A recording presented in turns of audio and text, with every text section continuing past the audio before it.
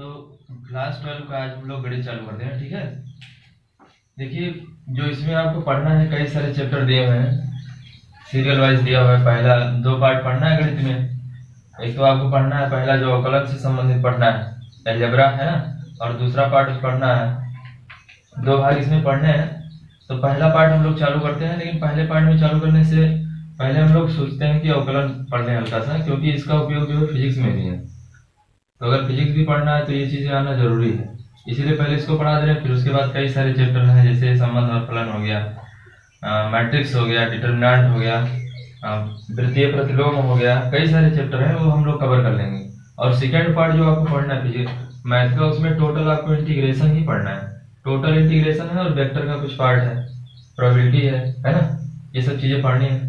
तो इसको पढ़ लेते हैं अवकलन, ताकि हमारा फिजिक्स का भी साथ में चलता रहे। तो अवकलन पढ़ने से पहले कुछ बेसिक कॉन्सेप्ट हम लोग समझते हैं, ठीक है ना। कुछ बेसिक कॉन्सेप्ट हम लोग समझते हैं, और वो बेसिक कॉन्सेप्ट हमारा है क्या, पहले हम लोग राशियों के बारे में समझते हैं। राशियां कितनी प्रकार की होती है? राशियां कितनी प्रकार की होती है? 2 प्रकार की होती है। कौन कौन सी? चर राशि और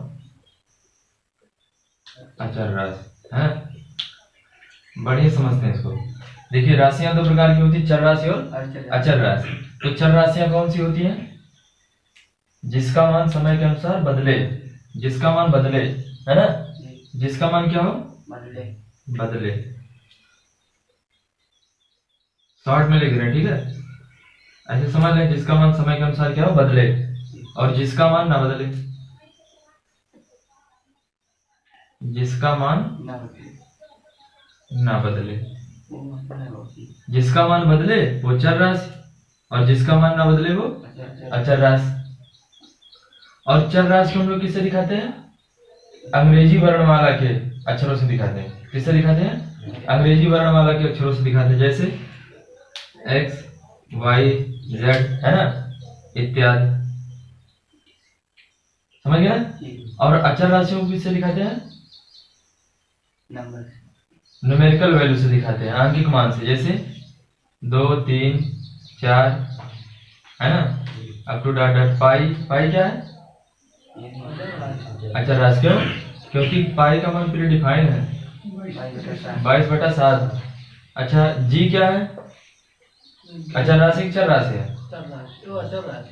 अभी कहोगे सर जी आपने इसको अंग्रेजी वर्णमाला से दिखाया, है ना, आप कहोगे अंग्रेजी वर्णमाला से दिखाया तो ये तो चर राशि हो गई आपके अनुसार, है ना।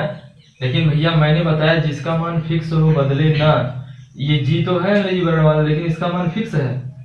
इसका मान आप जानते हो 9.8 मीटर/सेकंड होता है, ये तो फिक्स मान है ना। कैपिटल जी ये भी तुम्हारा क्या है? ये भी फिक्स मान है, 6.67 है ना, बड़े 10 की घात -11। तो ये सब फिक्स वैल्यू जो है वो अचर राशियां हैं, जिसका मान बदलता नहीं, वो एकदम निश्चित होता है, इतना ही होता है ना। समझा? बहरहाल ऊपर नीचे जाने पर सरफेस से जी का मान चेंज होता है, वो तो अलग की बात है। तो अब चर राशि ये जो है ये 2 प्रकार की होती है। चर राशि कितने प्रकार की होती है? 2 प्रकार की होती है। पहली कौन सी चर राशि होती है? एक होता है स्वतंत्र चर,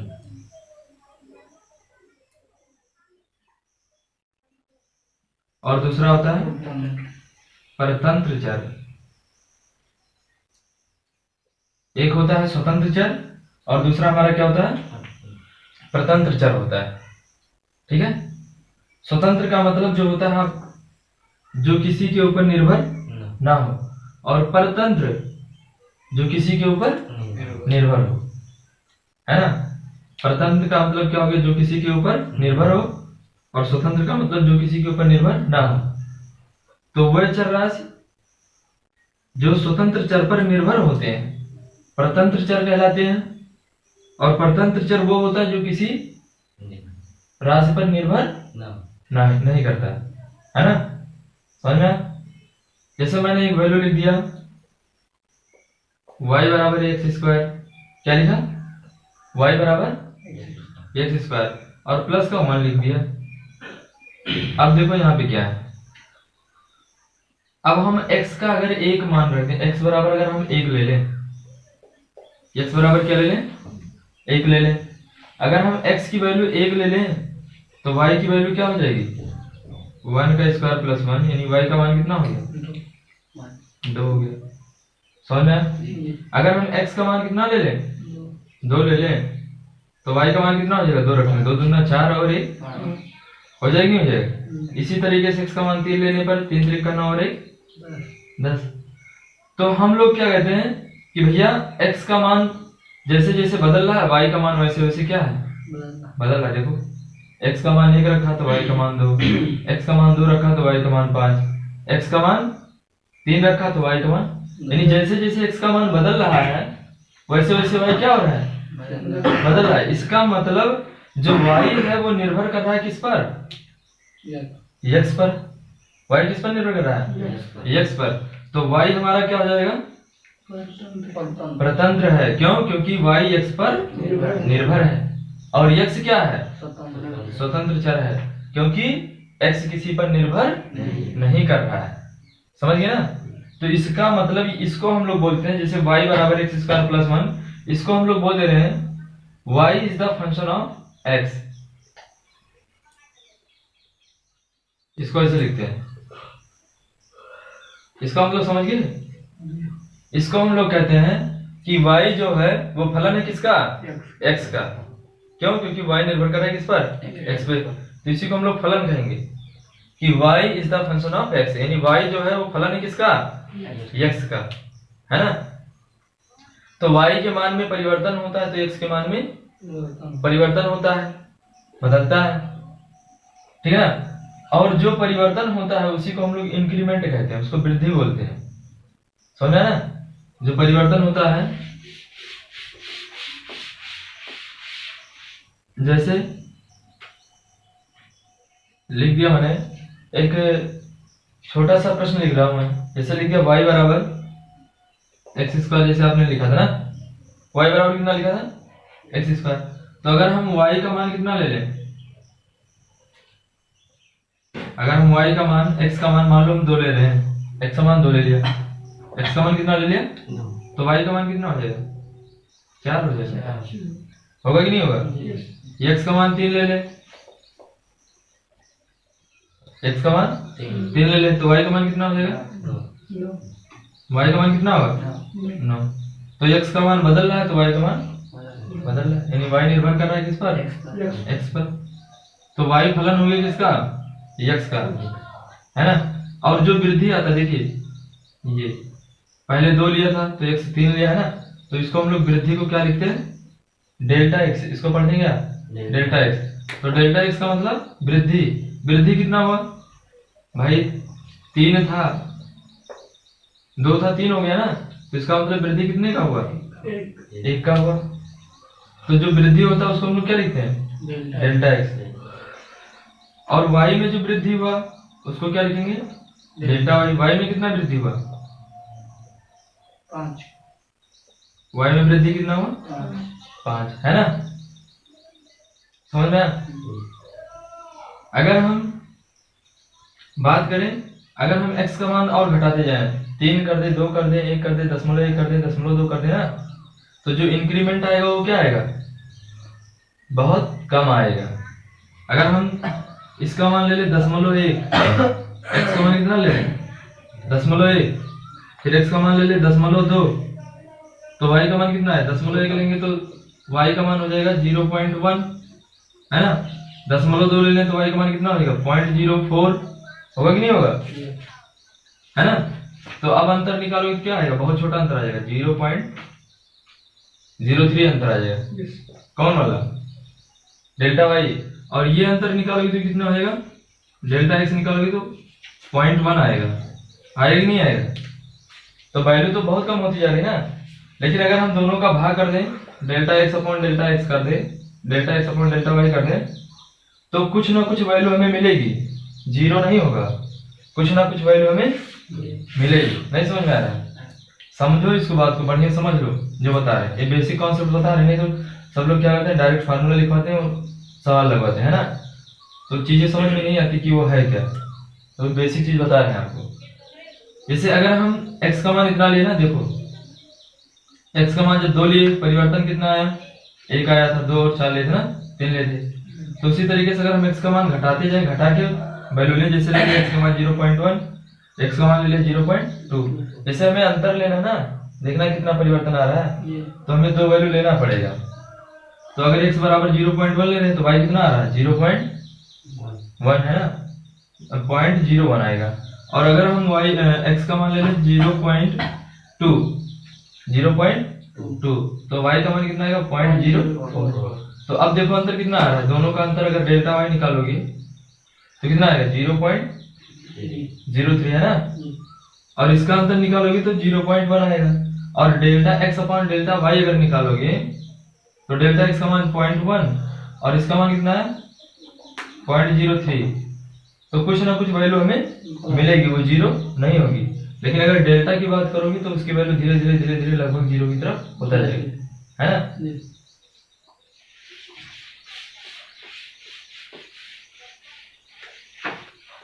इतने समझ में आ गया। तो इसका मतलब एक चीज आप देख रहे हैं कि जब x के मान में परिवर्तन होता है तो y के मान में परिवर्तन होता है, और जो y के मान में परिवर्तन होगा वही परिवर्तन क्या कहलाता है, अवकलज कहलाता है। क्या कहलाता है, अवकलज, है ना। यानी x के मान में y के मान में x के सापेक्ष जो परिवर्तन होता है वही क्या होता है, अवकलज होता है ना। उसको हम लोग कैसे, जैसे मैंने लिख दिया y बराबर fx, क्योंकि y जो फलन था वो किसका था, x का। तो देखिए आप x का मान बदल रहा था तो y के मान में परिवर्तन हो रहा था। तो x के जो y के मान में परिवर्तन हो रहा था वो किसके सापेक्ष हो रहा था, x के सापेक्ष हो रहा था, है ना, x के सापेक्ष। देखो जो अगर ऐसे लिखा था ना डेल्टा x, इसका मतलब ये नहीं होता कि डेल्टा गुणे x है, ये केवल एक क्वांटिटी है, ये केवल वृद्धि बताता है, ठीक है ना, एकल क्वांटिटी है। तो y बराबर अगर fx लिखा हुआ है, इसका मतलब क्या हो गया कि x के मान में x के बदलने पर y कितना बदल रहा है, वही उसका क्या होता है, अवकलन होता है ना, वही उसका क्या होता है, अवकलन होता है। तो उसको हम लिखते हैं x के सापेक्ष परिवर्तन हो रहा है ना, तो उसको देखो, इसको क्या पढ़ते हैं, डी ऑफ x y बराबर, है ना, ये परिवर्तन बताता है, यही अवकलन है, ठीक है।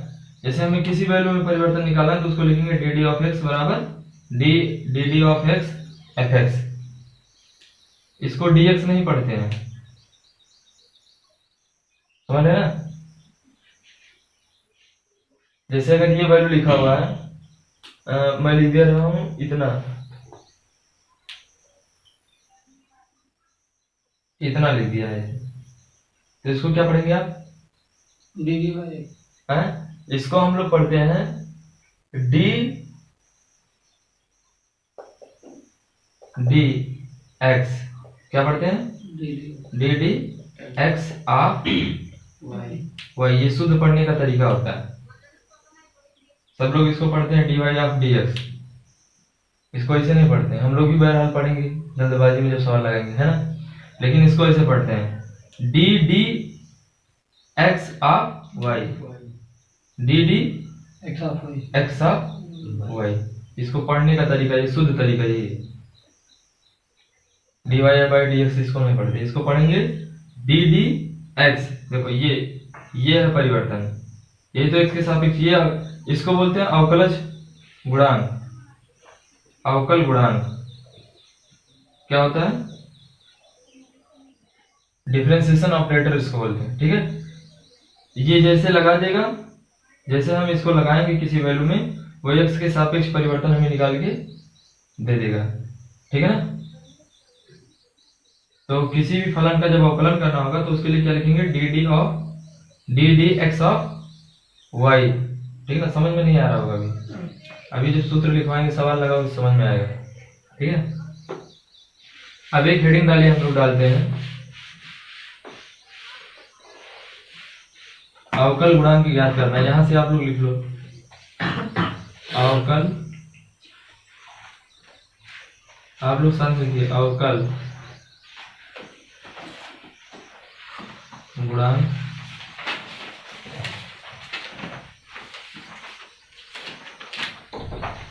ज्ञात करना, अवकलन ज्ञात करना, डिफरेंशिएशन।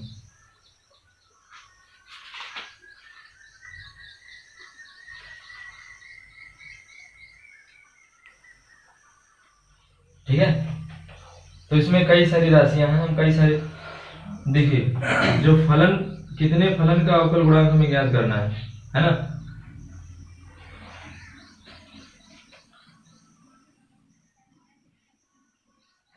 पहले तो हमें बहुपदीय फलन का अवकलन ज्ञात करना है।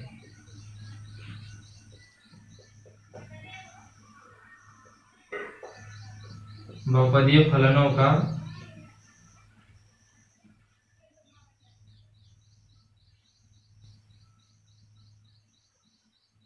ये जो पढ़ना है, ठीक है, वो बता दें क्या क्या, किस किस फलन का अवकलन आपको पढ़ना है। बहुपदीय फलनों का अवकलन पढ़ना है ना। उसके बाद आपको पढ़ना है चरघातांकी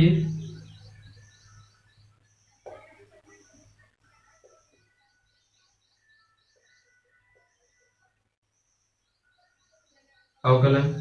उसके बाद पढ़ना है आपको लघुगुणकीय फलनों का अवकलन।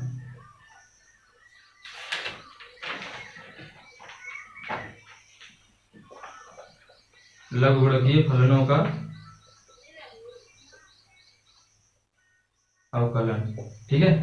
उसके बाद हमें पढ़ना है त्रिकोणमितीय फलनों का अवकलन।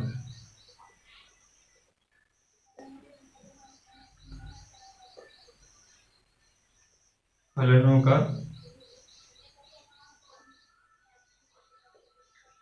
अवकलन, ठीक है।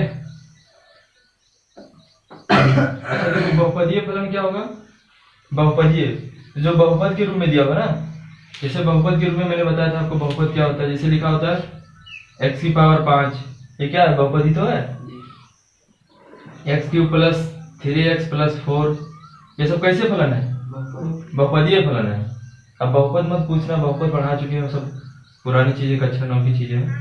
तो ये बहुपदीय फलन है जो x की पावर के रूप में दिया रहेगा, x की पावर के रूप में दिया रहेगा, a की पावर के रूप में दिया रहेगा ना, या y की पावर के रूप में दिया रहेगा, y की पावर 5 प्लस 4y²। ये सब कैसे फलन है, बहुपदीय फलन है। और चरघातांकी फलन कौन से होते हैं, जो e की पावर x, e की पावर माइनस x, e की पावर ax, ये सब कैसे फलन है, चरघातांकी। ये सब चरघातांकीय फलन है ना। और लघुगुणकीय फलन कौन कौन से आते हैं, log x, log 10 base x, है ना। ये सब कैसे फलन है, ये लघुगुणकीय फलन है। और त्रिकोणमितीय फलन तो आप लोग जानते होंगे, कौन सा, sin x, cos x, tan x, है ना, sec x, ऐसे 6 है इसमें। तो कई सारे इसमें फलन है। तो हमें इतने फलनों का अवकल गुणांक ज्ञात करना है। बहुपदीय फलनों का निकालना पड़ेगा, चरघातांकी फलनों का पढ़ना है, लघुगुणकीय फलनों का अवकलन पढ़ना है, और त्रिकोणमितीय फलनों का अवकलन पढ़ना है। तो हम लोग डिटेल में चलेंगे, एक एक करके पढ़ेंगे। पहले बहुपदीय फलन का पढ़ेंगे, ठीक है। पहले किसका पढ़ेंगे, बहुपदीय फलनों का अवकलन पढ़ेंगे, सिंपल वे में। ये हो गया, बहुपदीय फलनों का अवकलन पढ़ना है, चरघातांकी फलनों का अवकलन पढ़ना है, लघुगुणकीय फलनों का और त्रिकोणमितीय फलनों का। इसको रेस करें, ठीक है, मिटा दें। लिखने वाला काम यार बड़ा फास्ट करो, तभी मजा आएगा भाई। मिटा इसको। तो एक हेडिंग और इसमें डाल लो, ये वाला लिखिए, अचर राशि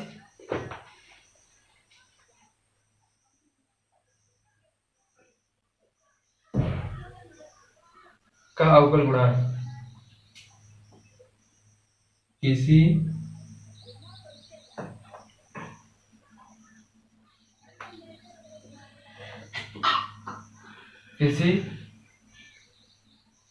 अचर राशि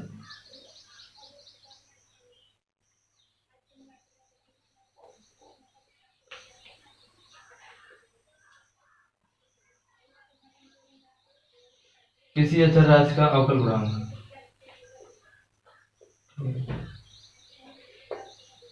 अचर राशि का मतलब कांस्टेंट वैल्यू बताया था, जैसे 3 4 5 6 7 है ना, तो माना अचर राशि कौन सा है, सी है।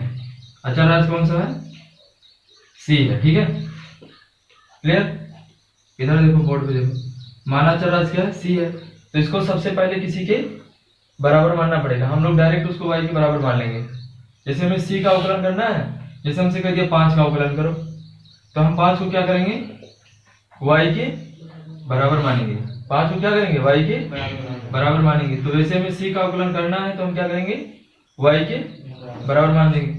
और जैसे इसका अवकलन करने के लिए कहे, तो अब हम क्या करेंगे, देखिए ये कौन सी राशि है, अचर राशि है, तो इसका मतलब y बराबर हो गया क्या, 5। तो यार इस वैल्यू में कोई परिवर्तन होगा, अचर राशि में कहा है, मैंने बताया इसका मान बदलता ही नहीं है, तो इसका मान बदलेगा ही नहीं। अगर इसका मान बदलता तो y का मान बदलता, तो जब इसका मान बदल ही नहीं तो y का मान कैसे बदलेगा। इसका मतलब इसका अवकलन क्या हो जाएगा, 0 हो जाएगा। क्यों, क्योंकि कोई परिवर्तन, अवकलन का मतलब क्या कि जब एक मान बदले तो दूसरा मान बदले, यानी x के मान में जब परिवर्तन किया जाए तो y के मान में भी परिवर्तन हो, उसी को हम लोग क्या कहते हैं, अवकलन कहते हैं। तो x का मान परिवर्तित होगा ही नहीं तो y का मान कहां से बदलेगा, तो इसका मतलब इसका अवकलन क्या होगा, 0 होगा। तो लिखेंगे सीधे सीधे y का x के सापेक्ष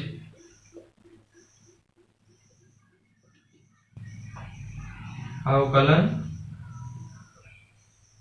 करने पर, है ना, तो इसका अवकलन करोगे तो क्या हो जाएगा, D of D D x of Y बराबर, इधर भी वही लगाना पड़ेगा, D D x of C. समझा, इसको बोलते हैं डिफरेंशिएशन ऑपरेटर या अवकल गुणांक बोलते हैं इसको। D D x of, D D x को क्या बोलते हैं, डी डी एक्स को क्या बोलते हैं, अवकल गुणांक, क्या बोलते हैं उसको, अवकल गुणांक या डिफरेंशिएशन ऑपरेटर बोलते हैं। और जैसे ही डिफरेंशिएशन ऑपरेटर लगेगा तुरंत अवकलन कर देगा, तो इसका अवकलन क्या हो जाएगा, 0, क्योंकि सी में कहाँ परिवर्तन होगा भाई, तो D Y of D X क्या हो जाएगा, 0 हो जाएगा। ये लिख लो आप, ठीक है। और दूसरा हेडिंग आप डालो, दूसरा हेडिंग आप डालिए। अब बहुपदीय फलन का अवकलन हम लोग निकालते हैं। पहले ये तो बताया था, पहला फलन कौन सा था, बहुपदीय फलनों का अवकलन, है ना। तो पहला हम लोग पढ़ेंगे बहुपदीय फलनों का अवकलन। इसको मिटा दे, तो ये हेडिंग डालेगा बहुपदीय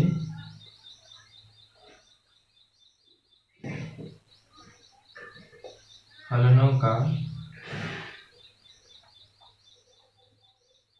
अवकलन। यानी बहुपदीय फलन किस टाइप का होता है, एक्स की पावर n, है ना, इसी टाइप का तो होगा, एक्स की पावर n। मिटा इसको नीचे, तो हेडिंग ये आप डाल लीजिएगा बहुपदीय फलनों का अवकलन, बहुपदीय फलनों का अवकलन। तो इसमें देखिए y बराबर क्या हो जाएगा, सबसे पहले इसी का करना है, एक्स की पावर n का करना है ना। एक्स की पावर n का जब हमें अवकलन करना है तो हम क्या करेंगे, इसको y के बराबर मान लेंगे। फिर क्या करेंगे, लिखेंगे इसे y का x के सापेक्ष, सब में लिखना है, अवकलन करने, ऐसे लिखना पड़ेगा तुम्हें। तो आप लिखिए इसे, इधर देखो, पहले लिखो मत यार, समझो इसको। D D x of Y बराबर d D x of x की पावर n। तो अब इसमें क्या होता है, देखिए हम इसको डिराइव भी कर सकते हैं, ये फार्मूला हम डायरेक्ट लिख रहे हैं, लेकिन जो होता है फार्मूला डिराइव करते हैं, तो डिराइव करवाने में बहुत ज्यादा समय लगेगा, ठीक है ना, सवाल लग जाएगा इससे। अगर डिराइव करना सीखना हो तो बता देना, वो भी सिखा देंगे, वैसे इसको सिद्ध कर देंगे, इतना ही होता है। तो इसमें जो पावर होता है, देखो ये पावर एक्स की पावर है ना, जो पावर होगा उसको क्या करना है, आगे ले आना है। जो पावर होगा वो क्या करेंगे, आगे ले जाएंगे, और इसका एक जो घात होता है वो क्या होता है, घट जाता है। ये इतना आपको याद करना है, ठीक है। ये सूत्र बन गया है, इसको आप याद कर लो, इसी पे लगेगा। जो पावर होगा उसको क्या करेंगे, आगे ले आएंगे, जो पावर होगा उसको क्या करेंगे, आगे ले आएंगे, और इसकी एक घात क्या होगी, घट जाएगी, है ना। और एक चीज और बता दे रहे हैं इसमें आपको, बहुपदीय फलन का पहले करवा दे, इस पे न्यूमेरिकल करवा दे।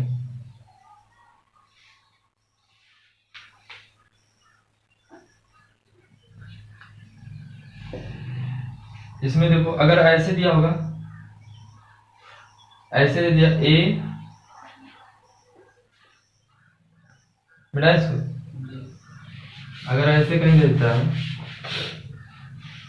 ऐसे दे दिया ए एक्स की पावर एन का करो, आपसे कह दिया ए एक्स की पावर एन का अवकलन करो, तो क्या करोगे आप, सबसे पहला काम मानोगे, माना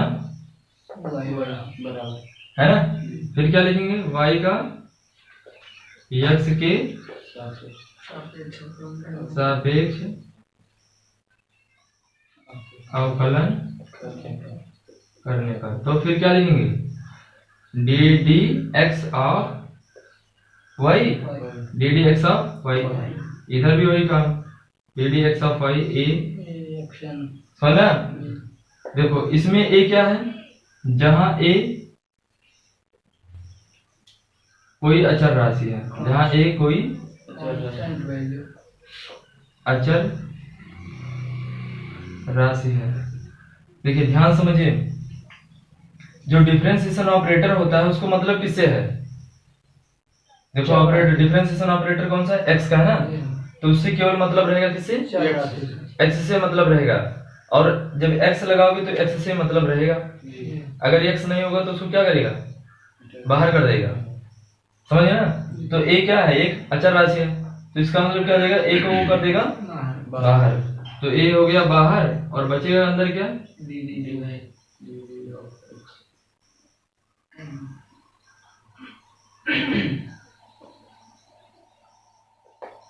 समझ में। तो ए तो पहले से बाहर है, और इसका भी बताया डिफरेंशिएशन क्या होता है, इसका डिफरेंशिएशन ये ना आया था बाहर, और x की पावर एक क्या हुआ था, घट गया है। तो इस इतना अगर समझ में आ गया है तो हम लोग बहुपदीय फलनों का अवकलन कर सकते हैं। अब कुछ अंकी कर रहे हैं, ठीक है ना, इसको आप लोग देख के लिख लीजिए, ठीक है, मिटा दे रहे हैं, देख के लिखना। तो अब आप हेडिंग एक डालो, देखो कुछ बहुपदीय फलनों का अवकल गुणांक या अवकलन, देखो कुछ बहुपदीय फलनों का अवकलन।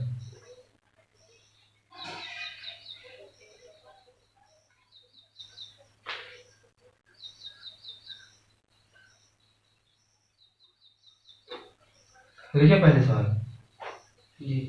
एक्सरसाइज प्रश्नावली 3 है, ये जो है पुरानी किताब है, ठीक है, ये 12 में नहीं, अभी ये 11 वाला पार्ट पढ़ा रहे हैं, क्योंकि जब तक ये 11 वाला नहीं जाना 12 वाला नहीं लगा पाओगे, ठीक है, इसीलिए इसको पढ़ा दे रहे हैं, पुरानी किताब है। देखो इसमें लिखा है 3, पहला क्वेश्चन 3 एक्स की पावर 3, एक्स की पावर -5, एक्स की पावर 9, कह दिया इसका एक्स के सापेक्ष अवकलन करो, क्या कहा है, एक्स के सापेक्ष अवकल गुणांक ज्ञात करो, क्या कहा है, अवकल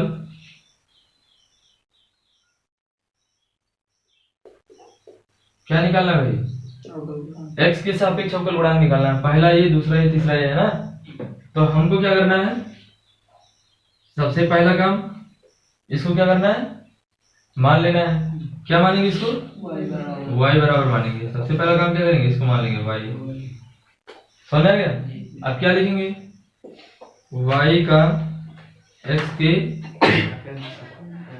सापेक्ष अवकलन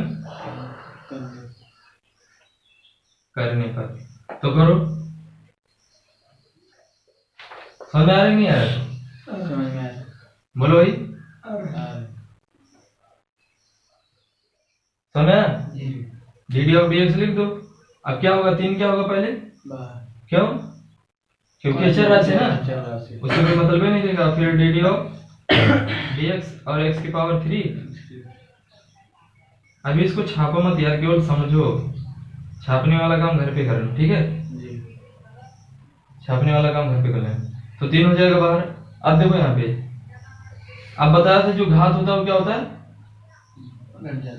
घट जाता नहीं, पहले आगे आता है। जो पावर होता है पहले क्या होता है, इसको आगे ले आना है। और x की पावर क्या करना है, अभी तो मैंने बताया था x की पावर n का क्या होता था, बताओ, n आगे और x की पावर n माइनस।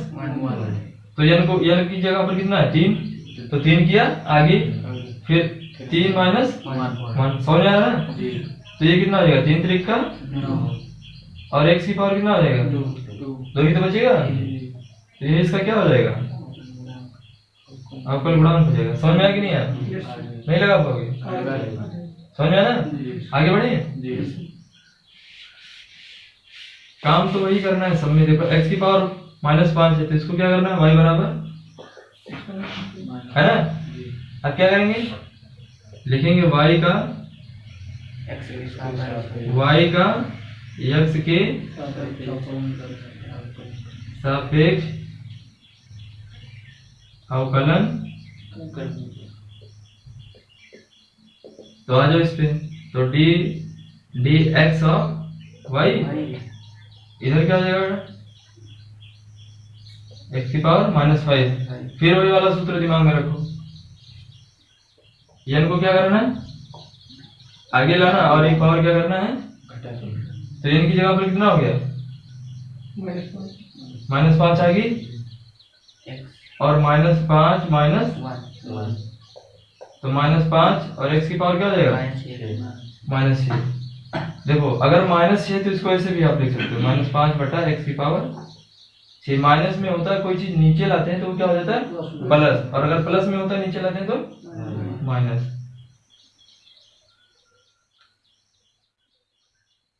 समझ जाओगे नहीं, समझ पाओगे?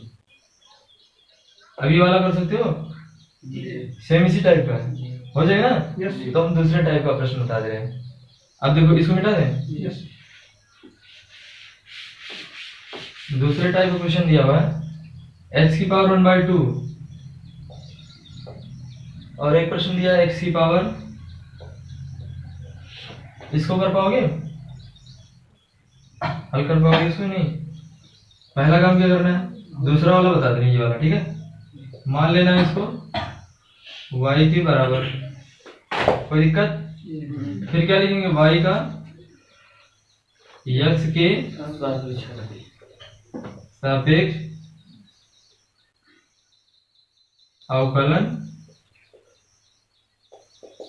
नहीं समझ आया, y का x के सापेक्ष, तो फिर क्या करेंगे, डी एक्स ऑफ y, फिर डी एक्स ऑफ x की पावर -5/2, समझा ना? अब क्या करना है, देखो n को आगे लाना है, तो n की जगह पर कितना हो गया, है ना? और फिर x से क्या करना है, एक घटा देना, तो माइनस का 5/2, और इसका इसमें गुणा कर दो, तो 2 करना 2, -5 और -2 कितना हो जाएगा, -7/2। समझा? बोलो भाई, तो ये इसका क्या हो जाएगा, ये इसका अवकलन हो जाएगा। अब क्या किया होगा आंसर में, बहुत किया होगा तो नीचे ले आना, तो नीचे लाओगे तो क्या हो जाएगा, प्लस में हो जाएगा। इसको ऐसे भी लिख सकते हो, -5/2 और x की पावर 7/, बात तो एक ही ना, समझा? रूट वाला होता है, एक ही वाला बता दे।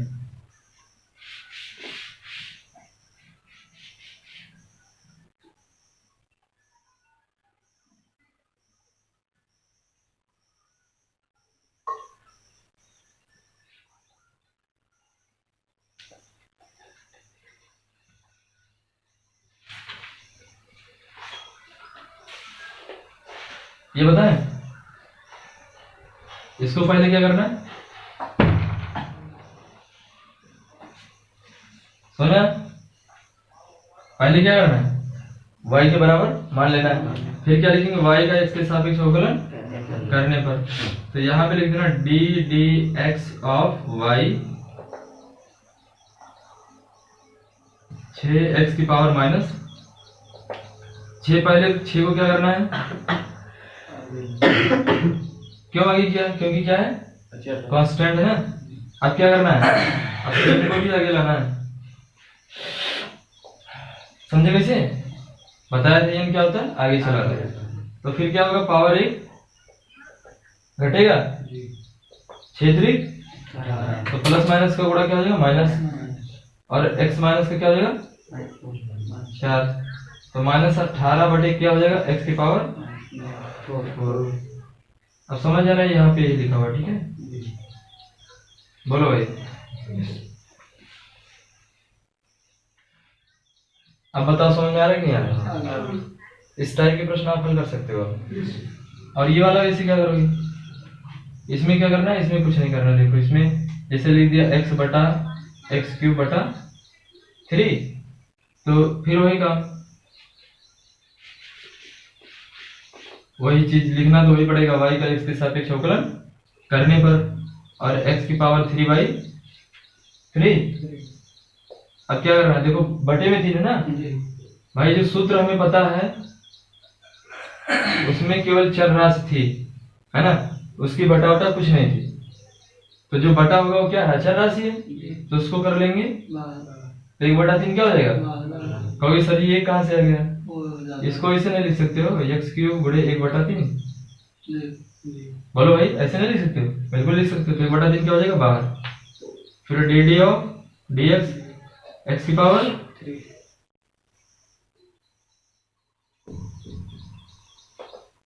तो 1/3 और 3 क्या होगा आगे आ जाएगा, आएगा कि नहीं आएगा भाई, ये 3 जो है वो आगे आ जाएगा, और इसका एक घात क्या हो जाएगा,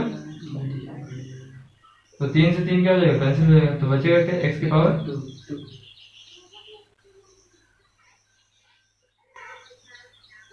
है समझा, रूट वाला बता दें दो,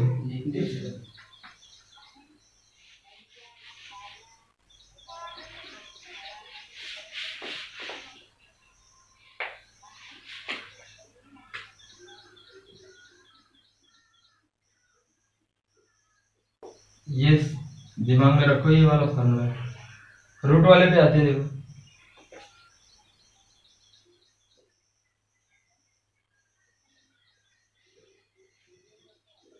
लिख दिया है रूट x की पावर 3 रूट x की पावर -7। देखो हमें यार जो फार्मूला पता है वो रूट रूट में नहीं पता है, हमें सिंपल फार्मूला पता है x की पावर n, तो हमें जब रूट में दिया रहेगा तो हमें रूट रूट से कोई मतलब नहीं, हमें रूट हटाना पड़ेगा। क्यों, क्योंकि हमें भैया कहीं हमें सूत्र ऐसे दिया था, रूट में दिया था कि जो हम इसको रूट में लगाए नहीं ना। अब देखो रूट हटा दे कैसे हैं, जैसे अगर कोई वैल्यू लिखा होता है रूट x, तो इसका मतलब क्या होता है, जो हमारा रूट चालू होता है हमेशा 2 से होता है, वर्गमूल घनमूल है ना, फोर्थ मूल, कभी भी एक मूल नहीं निकालते हैं, 1 से नहीं चालू होता है। तो यहाँ पे अगर कुछ नहीं लिखा होता तो इसका मतलब क्या होता है 2 होता है, यहाँ कुछ नहीं तो इसका मतलब कितना है 2। तो जब रूट हटाएंगे तो इसको लिखेंगे 1/2। अगर यहाँ पे ऐसे लिखा है तो इसको क्या लिखेंगे 1/3। यहाँ पे ऐसे लिख दिया तो इसको क्या लिखेंगे, अब समझिए कैसे रूट हटाना है, जो जितना यहाँ पे रहे उसके बटे में कर दे, 1 के बटे में कर देना है, क्लियर। तो यहाँ पे जिसे लिखा है पहले इसको क्या करेंगे, y के, बोलो यार क्या करेंगे, पहले इसको y बराबर मानेंगे, तो कितना आ जाएगा, फिर या रूट को हटा दो तो कितना आ जाएगा बताओ, x की पावर 3 तो पहले से है, और इसकी पावर कितना लगा देना भाई, कुछ नहीं तो 1/2 ही तो होगा ना, तो कितना हो जाएगा, इसका इसमें गुणा हो जाता है, जैसे 3 की पावर 1/2 तो 1 इन्हें 3 करना, समझ आ गया कि नहीं समझ में, इसका इसमें घात में गुणा हो जाता है, तो 3 करना 3/2। तो अब लिखेंगे y का x के सापेक्ष अवकलन करने पर तो D D x of Y equals to D D x of x की पावर 3/2। अब 3/2 क्या होगा, आगे आएगा, और पावर 1 क्या होगा, घट जाएगा।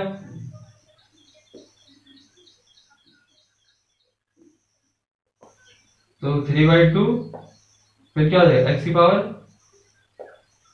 2 1 2, 3 - 2 तो 1/2।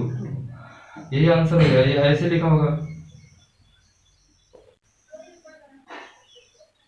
इसको क्या लिख सकते हो, रूट एक्स। अभी मैंने तो बताया भाई 1/2 का मतलब क्या होता है, रूट एक्स। तो इसका क्या हो गया, अवकलन हो गया। क्लियर। इसी तरीके से अगर हम इसका लगाना चाहे तो हो जाएगा, हो जाएगा। देखो थोड़ा सा बता दे रहे हैं आपको, ये हो जाएगा x की पावर -7/2। पहले लिख दें तो एक बार,